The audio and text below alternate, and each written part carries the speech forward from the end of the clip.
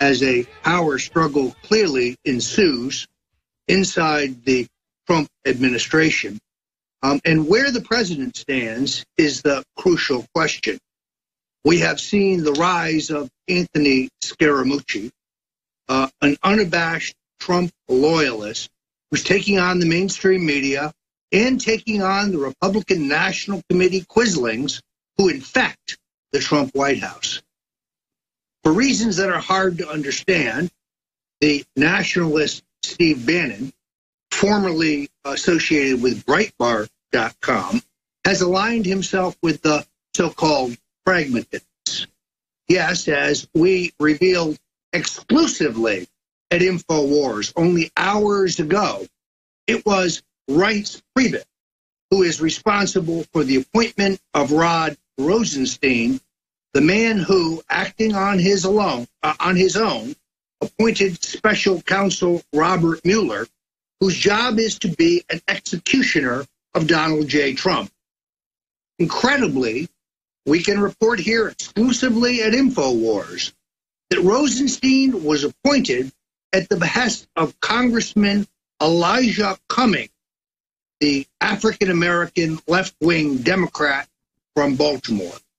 Yes, you heard that correctly. Priebus took a job recommendation from a left-wing Democrat, and other than Maxine Waters, perhaps the single greatest Trump hater in the U.S. House. Cummings has attacked me personally, repeatedly, claiming falsely that I had some traffic with the Russians in an attempt to affect the 2016 election. Here is the latest status. Reince Priebus is the Cato Caitlin of the Trump administration. He's the house guest who doesn't know when to leave. And like Cato Caitlin, he jumped on an airplane to Long Island with the president today in a desperate bid to save his job. It's abundantly clear that the president has had it with the leadership of Mr. Priebus, and I continue to predict that his days are limited. But like Cato Caitlin, Priebus doesn't seem to know how to read the tea leaves, doesn't seem to understand the signals he's getting from Donald J. Trump that it's time to leave. And then there's the question of who will follow Mr. Priebus, an all-important question, because some on this list are problematic. For example, there is discussion now of now confirmed at the U.S., first reported on InfoWars and now confirmed by the New York Times, that Homeland Security Secretary John Kelly is on the short list of those who would replace Priebus. As we discussed yesterday, Hill veteran David Urban, very highly thought of because of the blood and guts effort that he waged in Pennsylvania to carry the crucial Keystone State for Donald Trump, has taken himself out of consideration. But there are new reports that longtime Washington fixture Wayne Berman, an enormously capable individual who has represented Donald Trump and the Trump organization in the past, may be under consideration for the chief of staff position. Berman, who was a colleague of mine at the firm of Black, Manafort, Stone, and Atwater almost 40 years ago, is known as one of the most savvy operators in Washington, someone who has deep relationships in the media, deep relationships in the Congress, but a strong and trustful relationship with President Donald Trump. Roger. Berman would certainly be superior to any of the other candidates that are currently being named. Alex, I think that's the lay of the land. As you know, personnel is policy. That's why the decision on the chief of staff coming up shortly is absolutely crucial. Well, I'm going to be riveted via the InfoWars iPhone free app while I'm here with my family in the next 45 minutes that you have left transmitting here. 46, 47 minutes you have left, but I just had to come in here. We're going to skip this next break coming up, so you have a little bit more time, to bring up, obviously, the big issue here. They know now that Trump's going to purge the people that have been leaking, the deep staters. We know that he now has the lay of the land.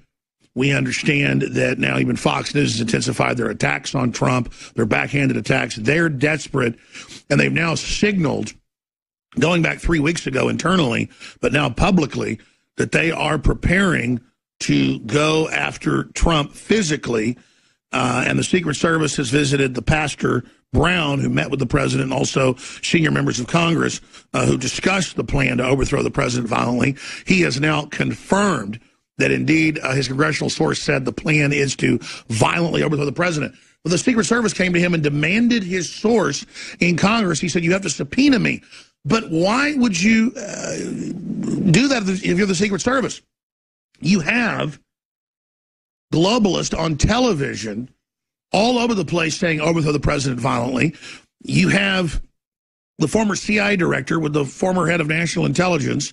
You have Brennan and Clapper on the Aspen Institute TV program hosted by Wolf Blitzer saying a physical overthrow is coming outside of impeachment. We're going to remove him. You've got Atlantic Monthly calling for it. You've got it being discussed and shopped around at the Pentagon by former Obama appointees that are high level.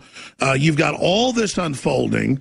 And then you've got Al Gore going on the Late Late Show 2 nights ago and saying, don't worry, he's going to be removed in the next few months, and a big constitutional crisis is coming, and everybody's got to just come together and sit down and take it when it happens. That's what Brennan's saying. So the big issue is, what do we do as the American people to get the word out about this? Because they simultaneously have Media Matters, the mouth of Soros, saying I'm crazy and never sourcing anything I said, because I was sourcing real clips. They just show text comments and edited video to make it sound like I'm just out of the blue saying they're planning to overthrow the president. They've announced plans to overthrow him. They even have little commenters and bots going, look how insane he is. No one's saying this.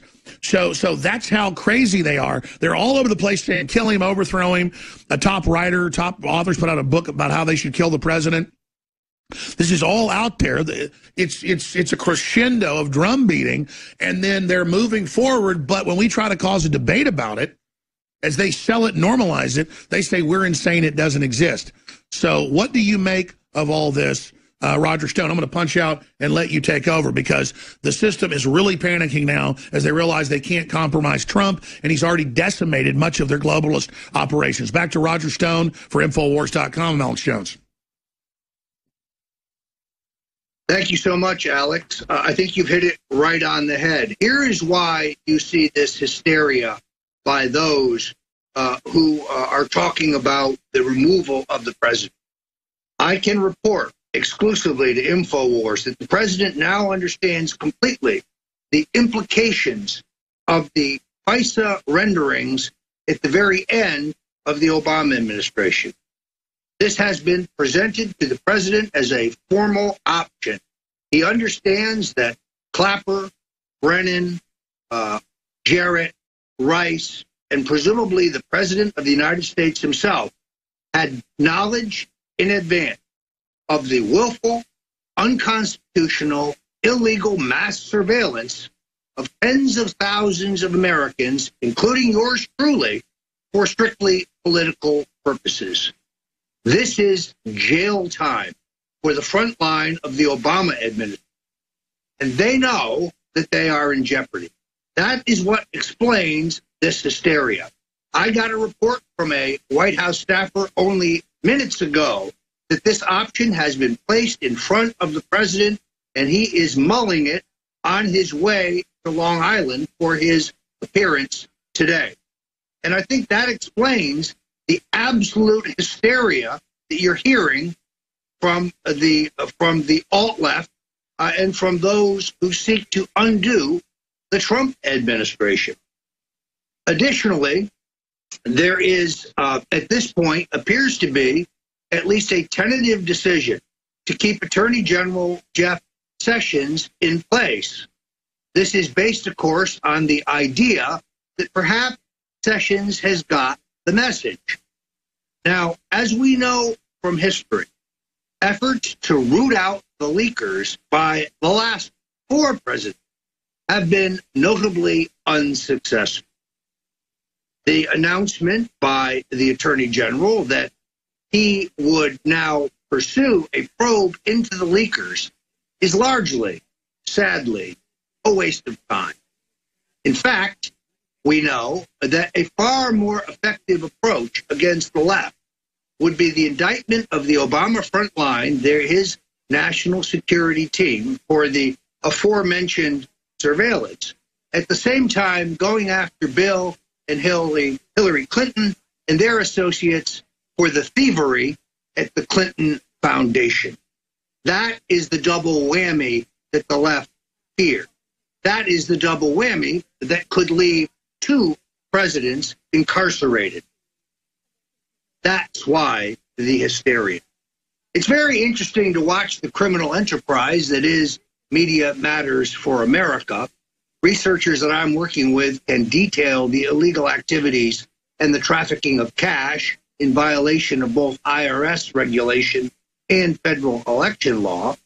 And when they begin attacking us, as they began 2 days ago, attacking me over my exposure of the role of John McCain in the Fusion GPS phony Russian dossier scandal, which seems to get more and more serious by the moment. We learn every week that the woman lawyer who met with Don Trump Jr. was not only allowed into the country despite her obtaining of a visa by the FBI, but we now have photographs of her in John McCain's office in meeting, photographs of her at Hillary Clinton demonstrations, and now tying her directly to Fusion GPS. The president yesterday tweeted regarding FBI Director McCabe, or I should say, acting FBI Director McCabe.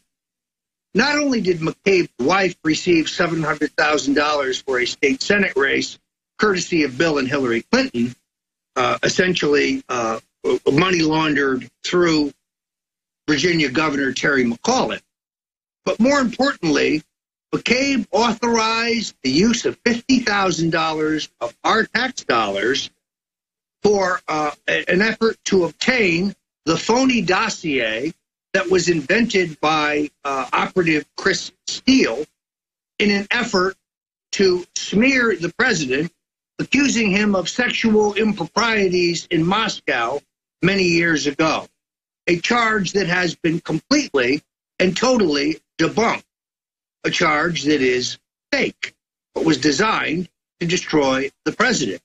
When I pointed out John McCain's role in getting the document picked up in Europe and brought to the United States, that got me the vilification of Media Matters. What these clowns don't understand is that I wear their attacks on me like a badge of honor, because they would not be attacking me but for my effectiveness. And the reason that they attack InfoWars and they attack you, Alex Jones, is for the same reason, because we are the tip of the spear. We are the ongoing effort to take out the globalists and help Donald Trump assert his agenda for real reform. This is not a bad time to ask you once again to go to the Infowars.com store and give us the support we need. You see, we don't have a deep-pocketed George Soros sitting in the background writing big checks to keep InfoWars on the air. We don't have super multinational corporations financing our operations here at Infowars.com. We only have you, the American people, and we must count on you to go to the store and give us the support we need. It's a win-win, because there is no product that you can buy at Infowars.com that will disappoint you. The Super Blue toothpaste is a favorite of mine and those in the Stone family. If you've ever seen my wife, Nidia, you know she has a gleaming white smile, and she attributes it to the Super Blue toothpaste. she believes, and she's used all the products you can find in a drugstore. She believes between that and the the entire line of oral care product available at the store, that she has found the very best dental product that you can find.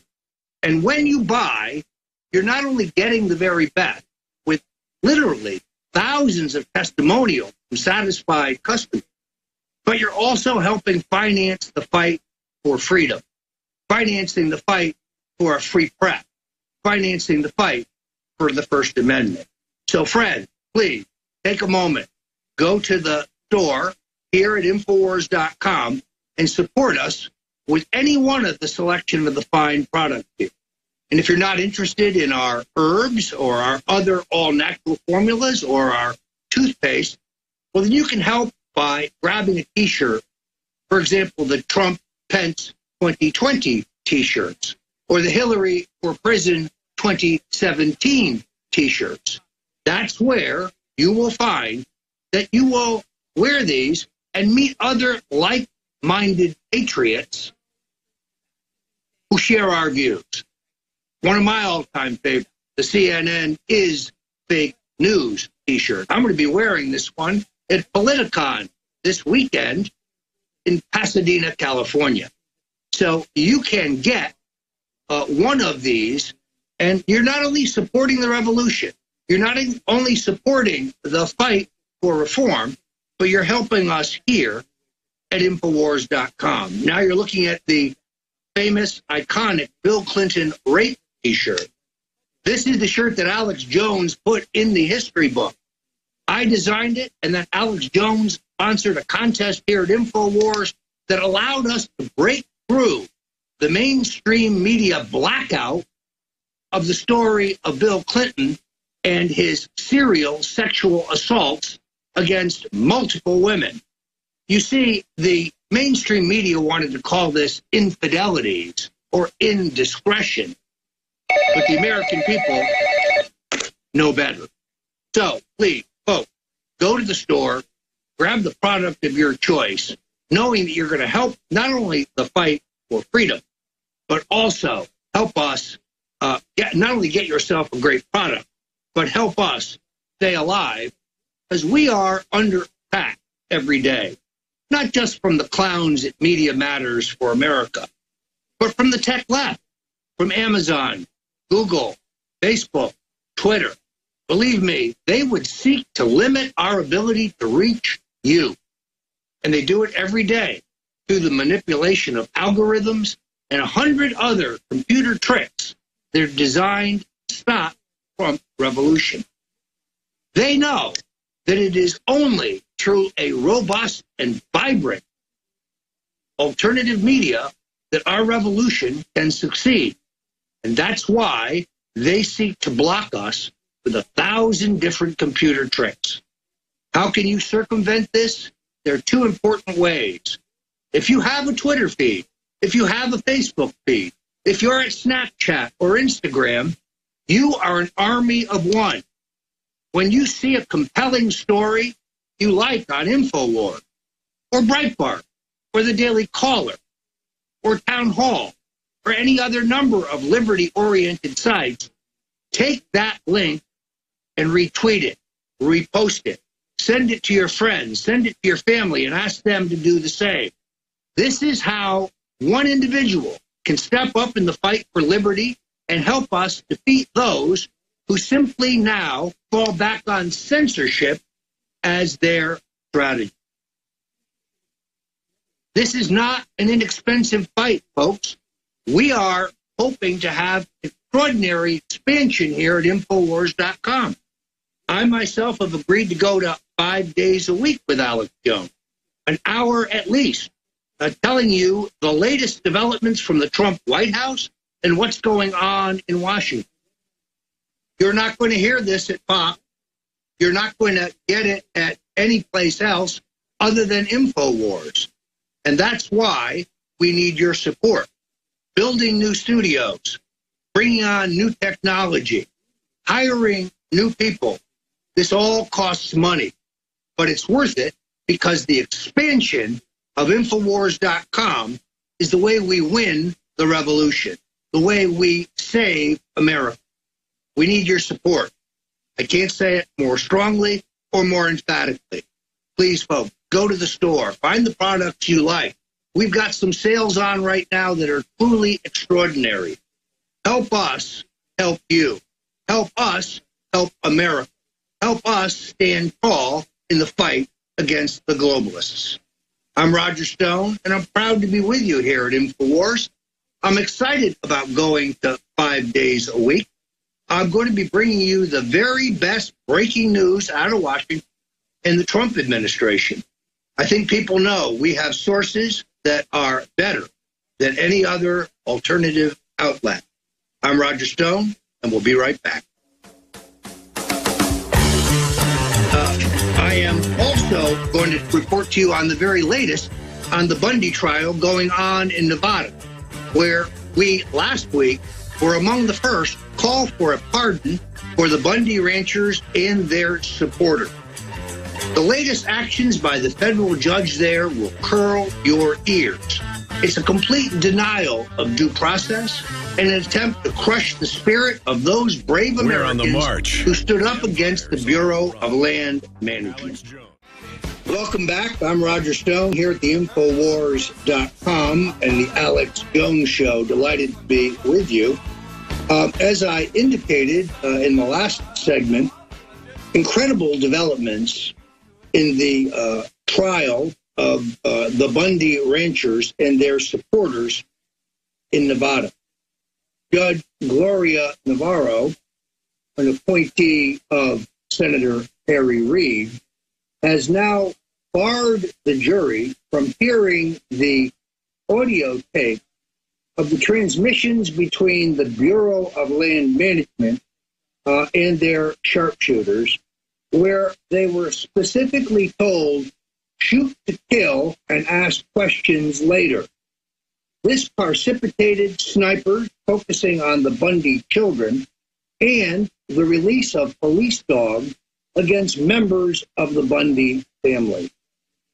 For those of you who are unfamiliar with what has transpired, the Bundy ranchers were the last family of ranchers farming, or I should say ranching, in Clark County, Nevada.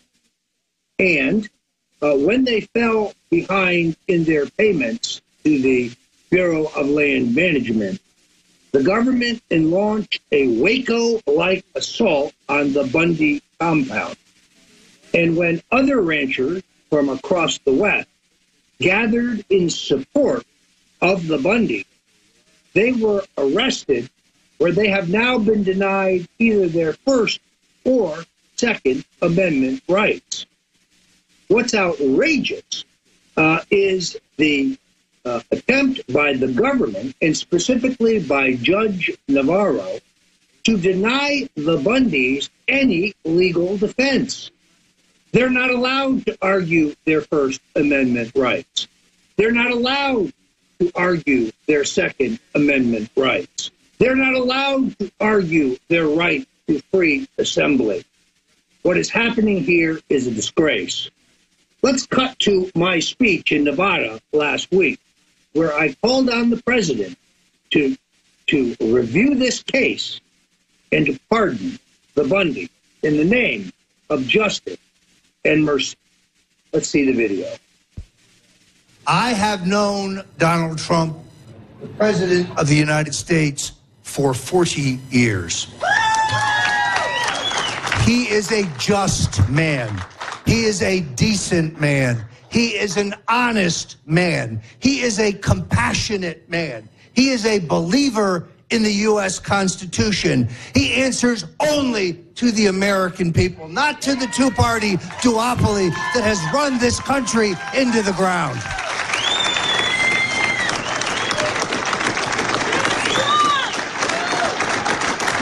And therefore, I appeal to the president, review this case in the name of justice, in the name of mercy, in the name of fairness. Pardon every member of the Bundy family and their supporters, and do it now. We will be posting a petition at Infowars.com and at StoneColdTruth.com to the president, urging him to review this case and, in the act of mercy and justice, pardon these patriots. Let's be clear. We will not be silenced. We will not be intimidated. We will not be censored. We will not go away, and we will not shut up. We are in this fight to the end. Now, we know that the illegal, unconstitutional, and outrageous actions of Judge Navarro, a vestige on the bench given to us by Harry Reid, the single most corrupt man in American political history, who as a casino control commission was known as Paper Bag Harry, because if you gave him cash in a brown paper bag, you could get whatever you wanted. This piece of human excrement posing as a human being is a disgrace to his state and his country.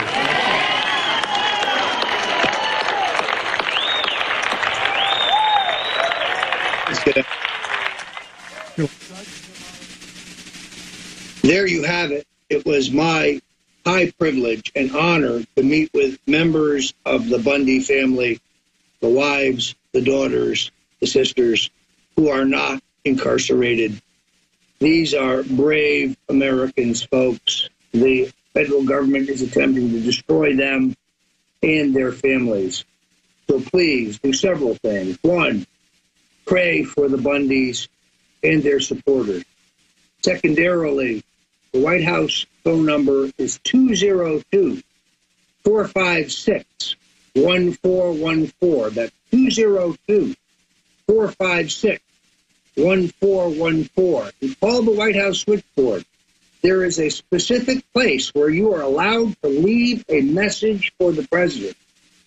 Call on the president as a man of justice, as a man of mercy, as a man of decency, as a man who believes in the U.S. Constitution, to pardon the Bundys and their supporters, and very specifically to pardon Pete Pastilli, a journalist who is, Pete Santilli, who is a journalist who has been incarcerated with the Bundy ranchers and their supporters for the simple act of asking tough questions about the actions of the Bureau of Land Management and an out-of-control federal bureaucracy. There is no greater fight in America today, and our president must do the right thing. Very disappointed in the sequence of events. I know many people are unhappy with Attorney General Jeff Sessions, but only weeks ago, the Attorney General visited Nevada, where he gave an interview in which he praised the prosecution in the Bundy case.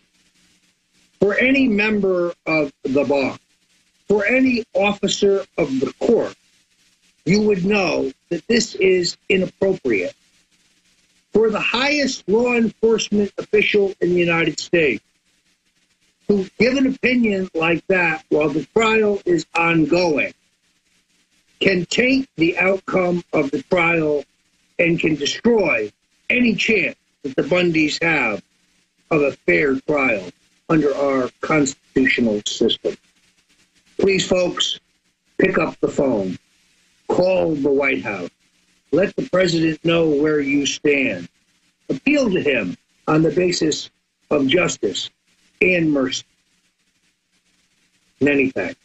Now, let's take up the question of Attorney General Sessions. It's interesting that those in the media who were aghast at Jeff Sessions' appointment, who were praising the selection of Rod Rosenstein, the Bush-Clinton quisling who appointed Robert Mueller as an executioner of our president, are now unbelievably praising Jeff Sessions. Has Attorney General Sessions been compromised? Why has he not proceeded against the Obama front line of his NSA team, who were deeply involved in the surveillance of tens of thousands of Americans? It's not Alex Jones making this claim. It's not Roger Stone. It's not Infowars.com. It's the U.S. FISA court.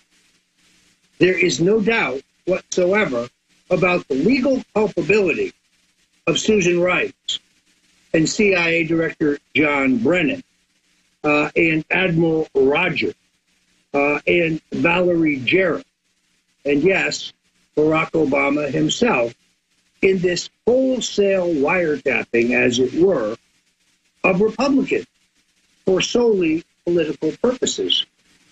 Now, I am a veteran of the Watergate days. I was working for Richard Nixon when he was brought down by two egregious mistakes.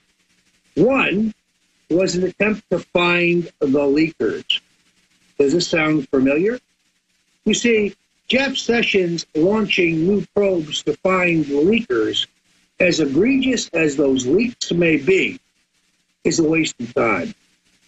The leakers will never be found. If you want to root out the leakers, then get the Obama holdovers in various federal departments who remain in place under President Trump out of office. That's how you plug the leaks.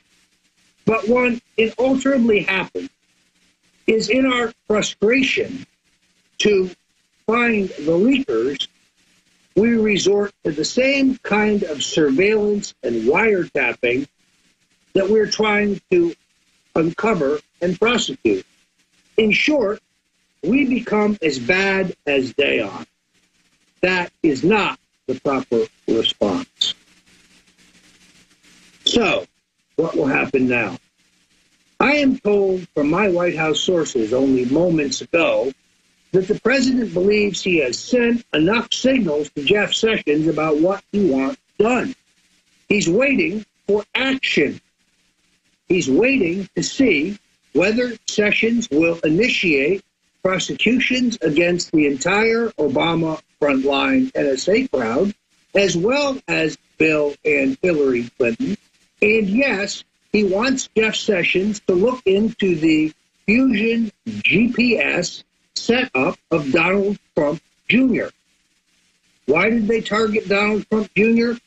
Because he is an unabashed fan of Infowars.com, because he is unafraid to retweet and repost some of the most revealing stories that you see here at Infowars, because he is a patriot who supports his father and isn't afraid of a fight. That's why he has been targeted. Let's be very clear. Doesn't matter whether Donald Trump Jr. met with one Russian or 100 Russians. None of those meetings are illegal or improper. In a presidential campaign, and I've been in 10 of them, from Richard Nixon to 3 campaigns for governor and then President Ronald Reagan, to that great American patriot, Senator Bob Dole, who campaigned hard for the Trump-Pence ticket, despite the fact that he is in his 90s, or whether it was the campaign of Donald Trump. When someone comes to you and says they had documented proof of illicit activities by your opponent, if you did not pursue that to determine whether it was true, you would be guilty of malpractice. You would be guilty of undermining your own campaign. I stress this again. Donald Trump Jr. has done nothing whatsoever wrong. Yet the media acts like he robbed a bank. And the media acts like there is something illegal. You'll notice that in the last several days, the entire Russian collusion delusion has disappeared from the mainstream media.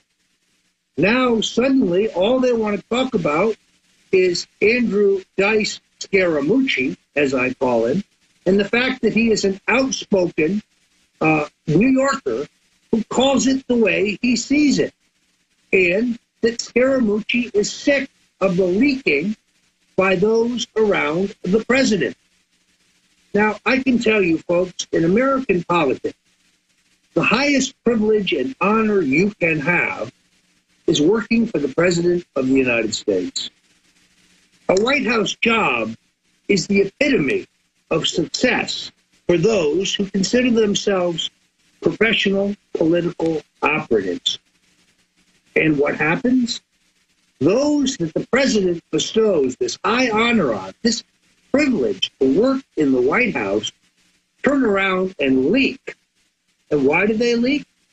Well, in some cases, it's to burnish their own cred, to aggrandize themselves, and to suck up to elitist, snotty, left-wing reporters in the mainstream media, not realizing that they will simply be used and discarded. In other cases, they leak to pursue an agenda that is not the president. So, for example, the leaks leading up to the Paris Climate Conference, where we were told that the president's views were evolving, that the president was going to Europe to get smart, that we saw the president moving towards the European view of things, all designed to lull the president into signing on to the failed Paris Accord. A perfect example of self-aggrandizing leaks for a political agenda. Now, we are going into, I think, a crucial period in which Reince Priebus's job hangs by a literal thread. And the president will make a crucial decision in the hours ahead about which way his administration is going to go. Will he choose a nationalist? Will he choose someone who is dedicated to the Trump reform agenda? My sources tell me the president was amused by the New Yorker story. He has not held it against Scaramucci in the slightest. In fact, the president enjoys Anthony Scaramucci's feistiness. He enjoys the fact that he's a fighter who calls it as he sees it. I can tell you the president was on the phone with Scaramucci yesterday no less than 5 times. Talk about the latest development. I would not, if I were a betting man, be putting my money on Reince Priebus, the Cato Kalin of the Trump administration, the House guest who doesn't know when it's time to leave. We are in the final throes of his removal, folks. But will the president choose Gary Cohn, the former Goldman Sachs official who heads his economic policy, or Dina Habib Powell, the globalist Bushie inserted in the White House by Ivanka Trump? Or will he go with a patriot like Wayne Berman or David Urban? Only the president knows what he will do. But after 40 years of being a friend of Donald Trump, here's what I know. When the president has all the information, when he has all the facts, when he knows the truth of the situation, he almost inalterably will inevitably make the very best decision. My faith, my confidence, our future is in the hands of Donald Trump. I stand with the president. InfoWars listeners and viewers, don't lose the faith. We stand with the president. Hello, I'm Roger Stone, back on InfoWars and the Alex Jones Show. I can now tell you that my sources in Washington tell me that Reince Priebus will be replaced by Homeland Security Secretary John Kelly. Little is known about the views of Mr. Kelly other than on the narrow question of the war on drugs, in which Mr. Kelly would appear to be on the wrong side.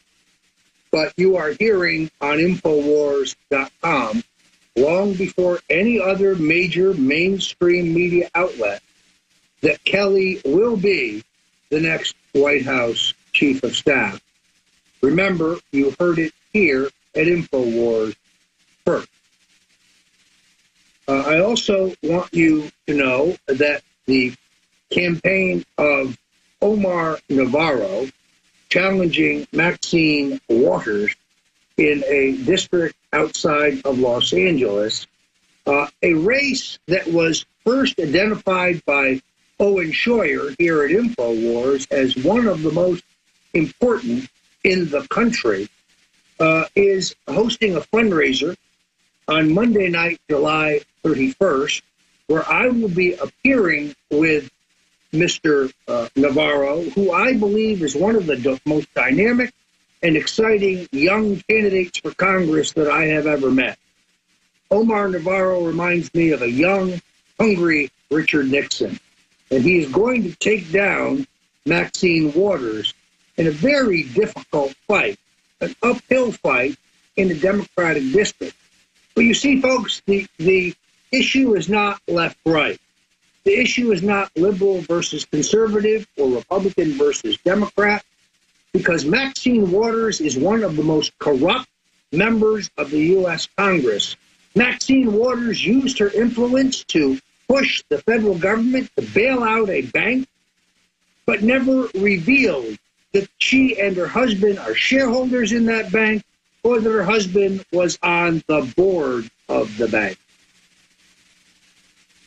Maxine Waters' campaign paid her daughter $600,000. For what? This is corruption. So, folks, come out and support us on Monday night, the 31st, at the Trump National Golf Club in Rancho Palos Verdes. Stand tall for Omar Navarro, the candidate first identified by Owen Schroyer.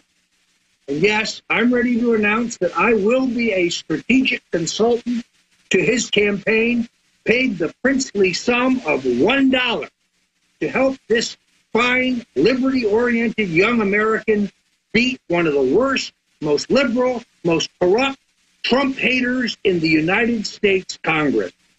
Show up at the Trump National Golf Club in Los Angeles in Rancho Palos Verdes, California. I'll see you there. We need your support. And folks, go to the Infowars.com store where you can find the Infowars Life BioMe Defense probiotic at 20% off. This is an incredible sale that I myself I'm going to take advantage of as soon as I get off the air and can find my credit card.